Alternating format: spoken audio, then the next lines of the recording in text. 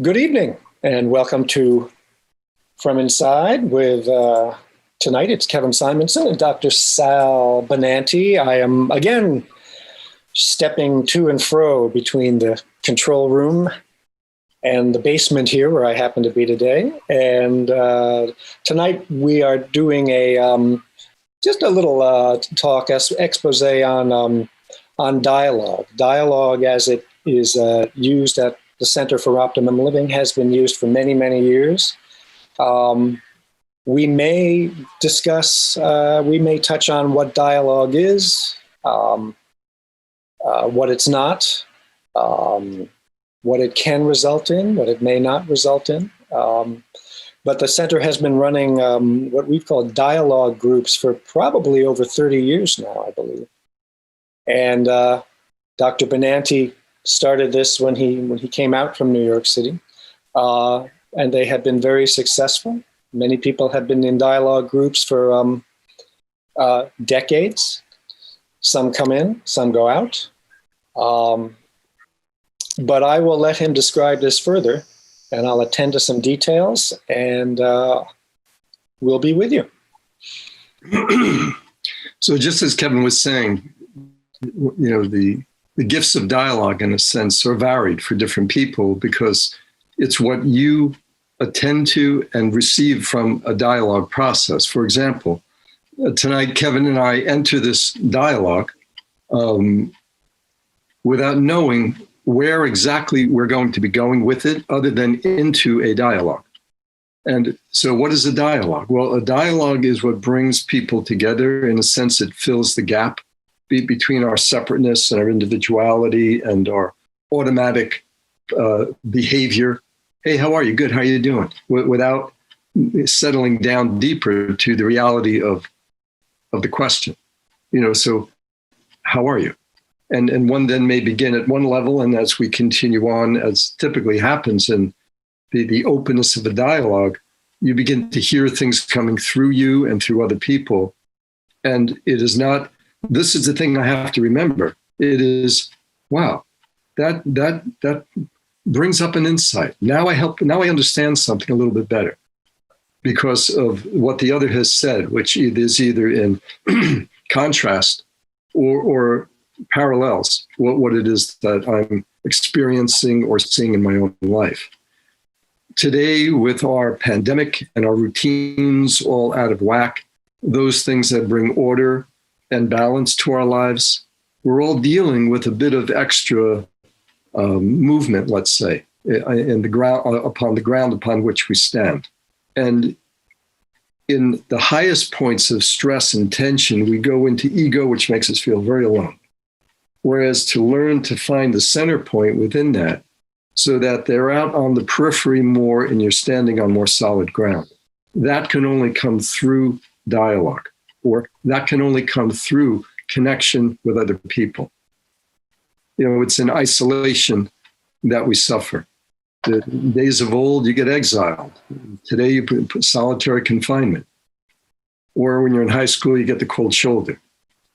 Or adults, sometimes they stop talking to you, and there's a cutoff of energy.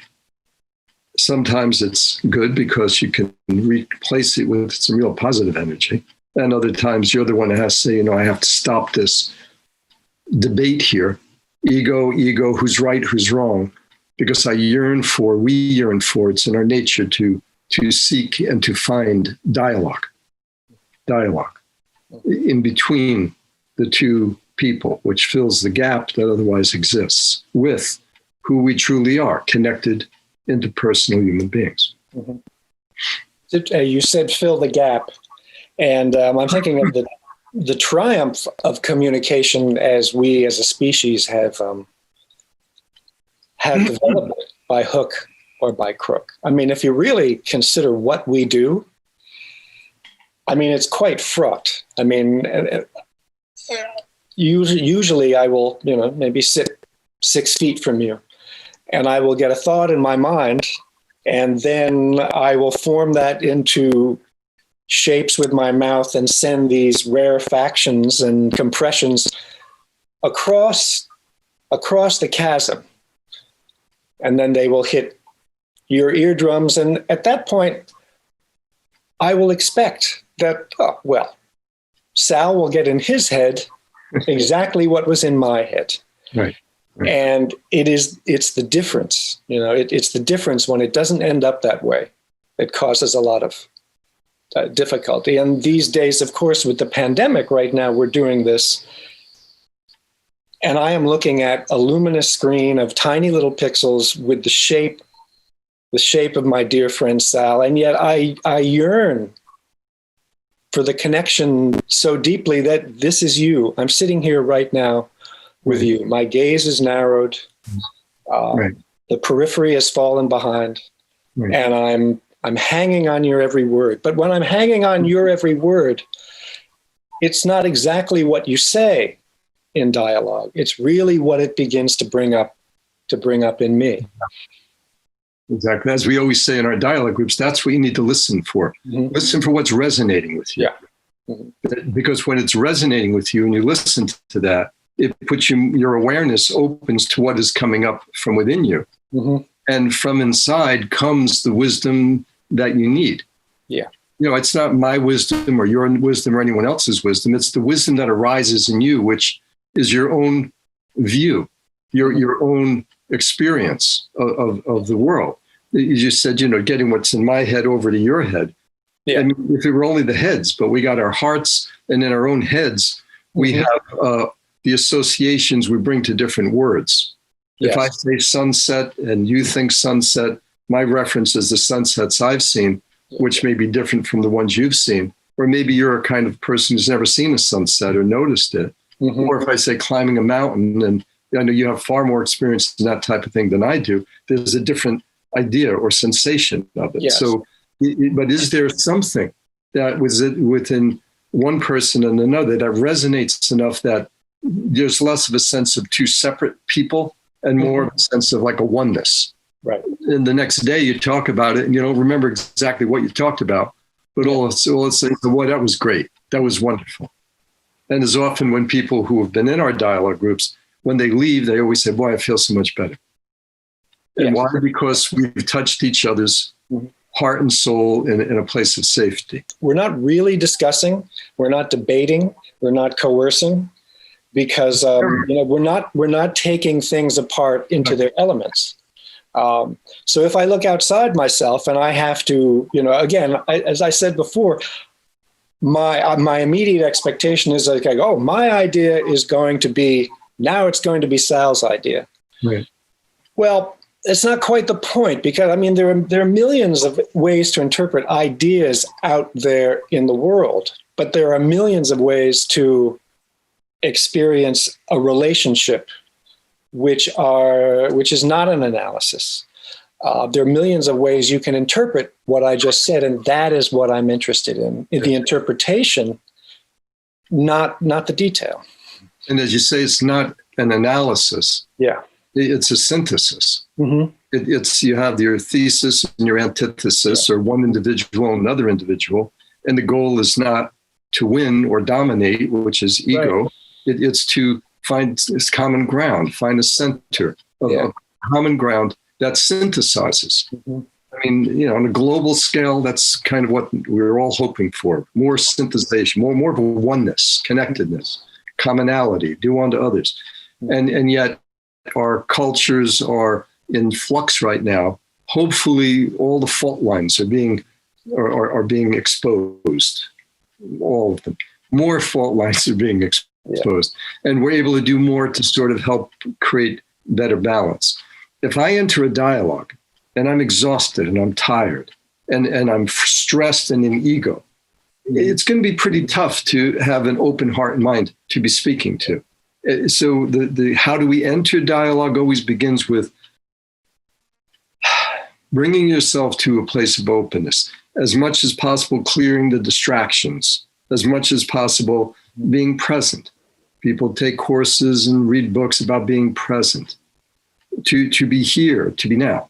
So much easier said than done. But the more we practice it, the more we experience it, it really becomes part of who we are. Whether it's in dialogue with a friend or in a dialogue group or in dialogue with a stranger. where we have those moments. I think of times in my life, and I know, Kev, you had that too, where you cross paths with a stranger in a coffee shop on the street, and something happens where the two of you connect and feel a sense of oneness. And you both leave the situation feeling better about yourself, better about who you are, because many say that's where we come alive. We come most alive in relation to someone with whom you're safe, someone with whom you're able to share. There's no judgment. And no preconception.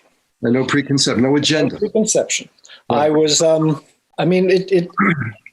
I don't think a dialogue necessarily has to be with another person all the time. I have been out in situations where, say, kayaking, and it is the perfect light. There are the perfect clouds. There are people on a distant shore with a fire.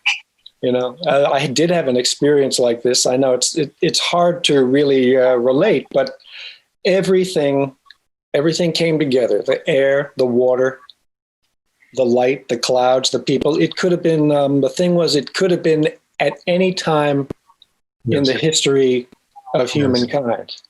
Yes. And it only lasted a second, because the really cool thing about dialogue is that we don't experience it. Now, I'll make that clear. We don't experience a dialogue, because as soon as we do, it's more, oh, that was just a dialogue. And yet we know what it is. We all know what it is. We've all had it. We all love it. And I think sometimes we need a little help to, as you just said, with the techniques to just sort of settle down. Because again, it's not about competition, it's about inclusion. So to your point then, it's not so much that we experience dialogue, but in those moments we are dialogue. Yeah. We are. I think of times on the beach when... Thank you. In the beach, from the time I was a kid, I would love to walk right up to where the water was, where I couldn't see anyone behind me, and to find a place in the water where no one was. And I would just stand there and look out and think, this could have been 1,000 years ago. Yes. Everything behind me would have been different. But in front of me, this is what the openness was. And to have those moments when we are in dialogue with a person or a place or a thing, carrying further to having, being in dialogue with your own body, with your own mind, with your own emotion, so that you are being with the person, place, or thing, body, mind, emotion. You're being with the human elements of our lives from a place that is purer awareness. I mean, we speak in black whites. It isn't. It's debate. It's dialogue. We're always somewhere between those poles, hopefully in a centered place, which sometimes a little more to the left or the right or up and down, but it's within a place of that's in the gap between the separations. Yeah. I mean, and you all often have said, it's very easy to be holy in the temple. You cannot sit around in dialogue all day long. We have to get to work. We have to get back out there. You get to work. The lunch has to be made. You have to get the car repaired. Right. But what you do, you take it with you. Yes. You take it with you. And then when that chance occurrence comes, well, gee, do I really need to feel this way? Right. Am I after something with this discussion here? I mean, so what is not dialogue? Sal, what is not dialogue? The cold weather's coming on. That's not what's going on. How could you say that? Okay, well, I really think you should try a set of these. Do you ever try all-season tires? I love them. I love them. I can get you, try them. Right. Try them. Right. I'd love you to try them. Right. And at the same time, maybe I should be thinking about all-season tires, because why has that been brought up?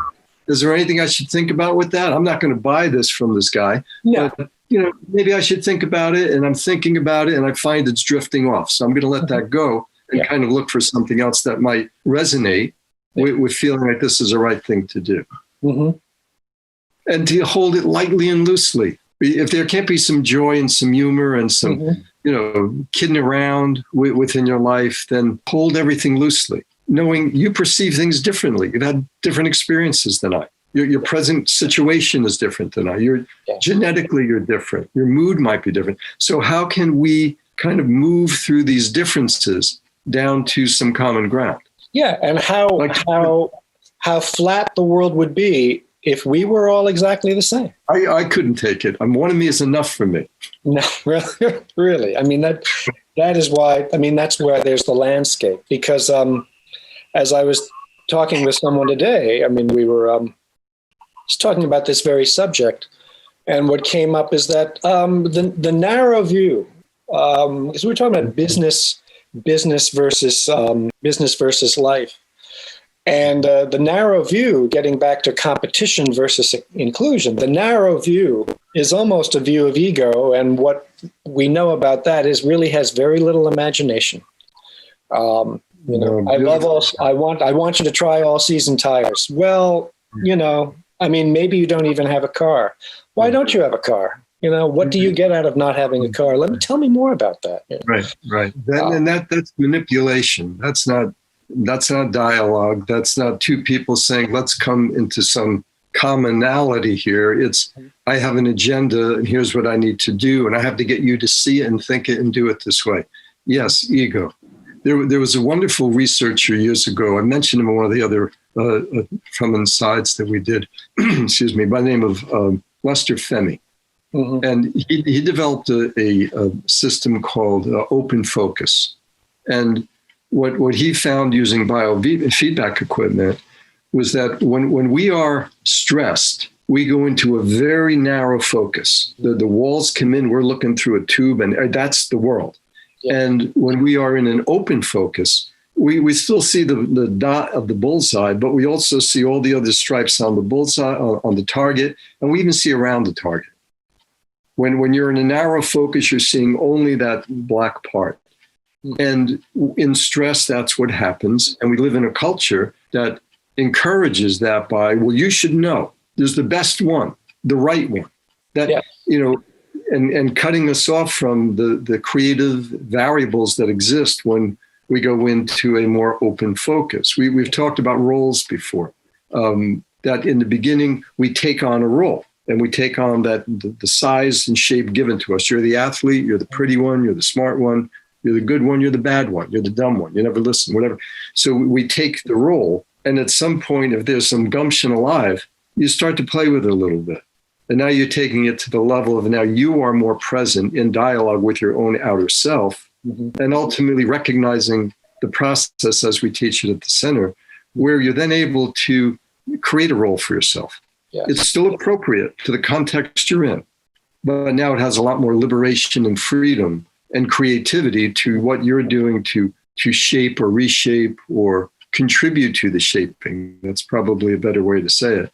Contribute to the shaping of your world, your life, your outer self. Yeah. And it's done in dialogue. What's brought to me, how do I respond? What's brought, how do I respond? How does this affect it? And so its life is lived in the sphere between, as I've seen described. All to relax and all to move away from what you were talking about, which is fight or flight. The dialogue groups, you come into a dialogue group and it's interesting because they never end where they begin. And at least at the Center for Optimum Living, where people basically, 5 or 6 people will meet in a circle and just begin to discuss, what happened during the day. Now, then what comes up, because I remember the very first time, months that I began with dialogue, because it's not a process that happens over the course of hours. It's a process that occurs over the course of months and years, because when you first invited me on life to the dialogue groups, there I was, and it's like, oh my God, it's coming around to my time. What am I going to say? I got to say something good. I got to say something, but the people will remember. I have to. Yeah. until I began to realize, I'm unique, and I'm not unique at all. I mean, we're all in this together. We are all in this. We're all in this conversation together. And dialogue brings us to the deeper place with which we are all connected, from the surface place from which we're all unique and different. Mm-hmm. Yeah. And when we feel real love for someone, we feel real friendship with someone, real connection with someone, that feeds us. That feeds our heart and soul. That feeds us. That's why we say, while you alone must continually become your best self, you cannot continually become your best self alone. Mm-hmm. We need others with whom to thrive, to grow, to feed, our hearts and soul. Mm-hmm. And within the communications we have every day, and the busyness and the running and the going and trying and the compression of time, it's very different from thousands of years ago, even hundreds of years ago, when we weren't inundated with screens and people living through the portal of their screens, which at the same time, thank God we have them now, because otherwise we'd be even more disconnected. And yet, the overuse of that which distracts us, mm-hmm. To have life be simplified. You and I know right now we're living lives that are fairly well balanced, and we've worked real hard to put life into balance. And I shouldn't say put it into balance, to maintain balance in life, because everything keeps moving and shifting. Yeah. And we both know and work with people who, their lives are in far less balance. And so, okay, how do they get to the work of, let's put this in order? If they are pulled into stress, there's no dialogue with what's going on outside of them. They're just caught in this, the stirrings of everything. To be able to have the centeredness enough to say, okay, I am aware of what's going on in my body, mind, emotions. I'm aware of what's going on around me. How can I get to the part of me, the place within me, where there's an ordering that can happen. There's something can come up and be of good influence on one of these various levels. Mm-hmm. And if I'm doing it in isolation and alone, it's really kind of tough. If there are others, even just knowing that there's others doing that kind of thing, it's like you feel the esprit de corps, the community. And that's why the dialogue groups are a microcosm of whatever we will encounter in the world. Because as we've said here before, we get up in the morning and we have our expectations and our, we're gonna hit the ground running, but at the same time, the world is already running, and it's running oftentimes in the opposite direction. It has other ideas. But what happens in the dialogue groups is you realize, you are not the only one. Mm-hmm. And it is not an individual's contribution that stands on its own. It's everyone sort of forming a spoke of the wheel, and we all begin to lift up the center. We all have a responsibility to the dialogue, and whether that is taking care of ourselves so we can take care of others, as Kristen so eloquently, talked about last week with you. We're sharing in this. Yeah. I think about, also the dialogues that happen in everyday life. Mm-hmm. I think about, and I may have mentioned this before, it was such a wonderful experience for me. When my granddaughter was, I guess, maybe a year and a half or so, we took her to one of these like kids' little playgrounds indoors. I forget where we were. We were up in Boston. And there was a gentleman sitting there with his wife, and they had a granddaughter similar age. And, I was just sitting watching him, and I was playing with my granddaughter. He was watching. And I kind of sort of moseyed on over to where he was, and we started to have a little conversation. And we had the most beautiful conversation about life, about becoming grandparents, about having children, about what life was about and what life meant. We spoke for maybe like 20 minutes while we were playing with the kids. Yes. But I will never forget that. I don't even know his name. I can't even tell you what we talked about, but we were in dialogue. And as a result of the dialogue, I felt a closeness to the stranger. I felt more inspired in my role as a grandfather by both what he was showing me that he was doing, and by contrast to what I saw of his undeveloped potential. His undeveloped potential. Because we talked about things that at one point were almost brought tears to each other's eyes. And yet I could see him trying, but was so unfortunately in his own way. And that's what certainly we do at the center for everyone we work with, including ourselves.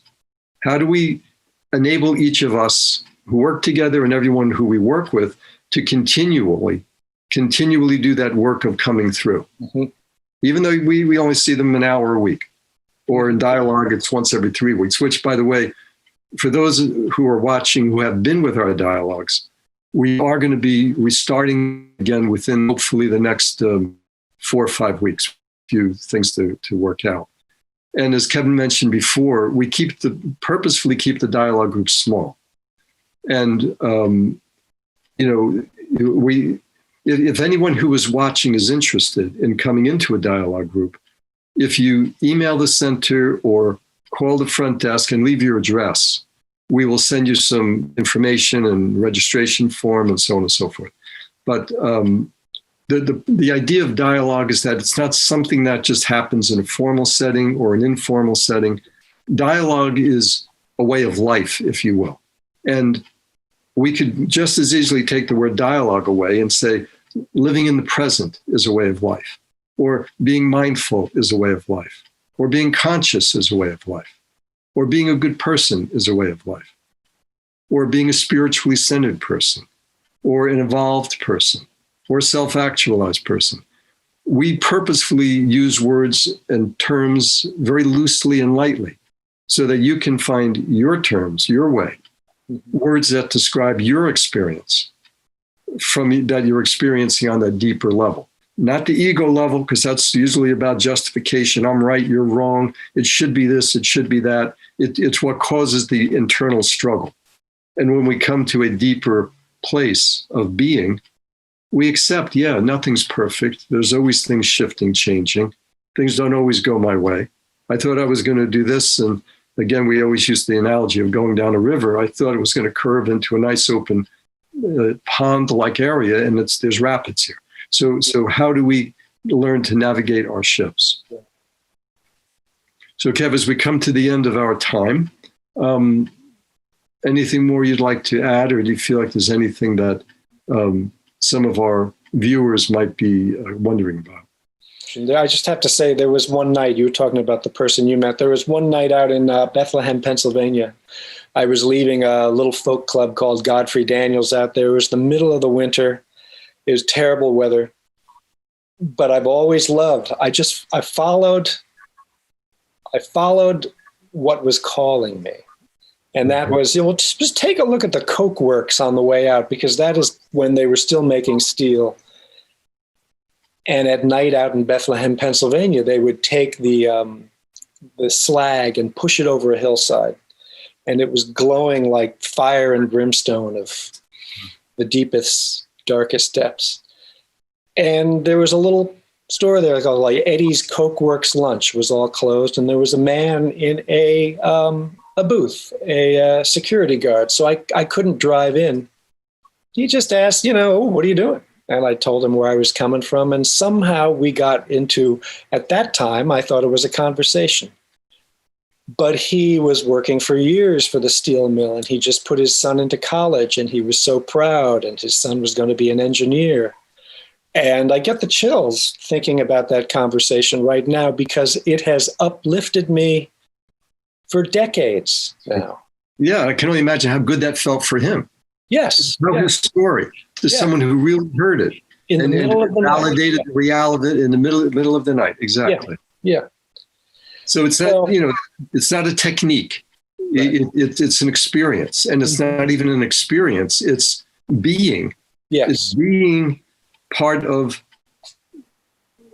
dialogue. I think it was Ashley Montague who said our true nature is oneness and connection and love and community. Mm-hmm. It has become our second nature to be separate and distant, and moving toward what Martin Buber called I-it relationships. Martin Buber wrote a beautiful book. It's almost more poetry than a straight description, but called I and Thou. Yes. It was written in German, I and Thou. Mm-hmm. And essentially he said there are two types of relationships, I and Thou, and I and it. And the I is different in the I thou from the I and the I it, because, well, the I thou is heart and soul. The I it is ego. And now we're always going to have a little bit of ego in there because we are, by nature of our conditioning, egocentric cultures. But there's still so much good spirit rising and arising further and further. You know, look at the kind of books in bookstores and the kinds of magazines that are now selling, where people are looking for something that feeds their souls. And what feeds the soul is connectedness. I thou with a person, I thou with a sunset, I thou with a caterpillar you see climbing on a tree. Yes. It's being in the experience of life, being. Another distinction was being and having. And I thou is in a being mode. I and it is a having mode. I have it, I control it, I gain from it, I manipulate it, I use it. So yeah, community, communion, I and thou, oneness, wholeness. Beautiful ideal, which would be idealistic to assume you'll hit it 24/7. Right. But the more of that in our lives, the more it feeds our souls. I've mentioned before some gardening analogies. I do a lot in the gardens with my granddaughters with us. You know, and you really get the sense of, you plant a seed or an acorn goes there and something starts to grow. You know, something's kind of going deeper into roots and something's coming out into the world. And when we touch our souls, when our souls are palpated, if you will, because it's in connection with someone, that little touch, keeps like water on the seed. It keeps it moist. It keeps it growing. Through the obstacles, you hit rocks, you got to go around them. Mm-hmm. But as we emerge from what would otherwise be embeddedness in, the hard, tight controls of ego. So there we be. Mm-hmm. Any last words, my friend? Not last words forever, just last words in this conversation. That's right, because we can continue on. I just encourage people to take a moment to try it, to consider it, to move from, as you said, the I-it to the I-thou, mm-hmm. the I-it, which is rather bounded and narrow, the I-thou, which is the wide view of all the potentials of the relationships. And in that wide view is the view from that place of view that is so expansive that it's more like a spiral. When you're in the I-it, that's coming from the box, the tight, and we're all continually emerging. We're continually becoming our best selves, mm-hmm. hopefully. Except, we have the fight and the flight, and you have the submit. Mm-hmm. The ones that just said, that's it. This is life, and so it goes. Yeah. Anyway, everyone, thank you, Kevin, and be safe, stay well, and we hope to see you again soon.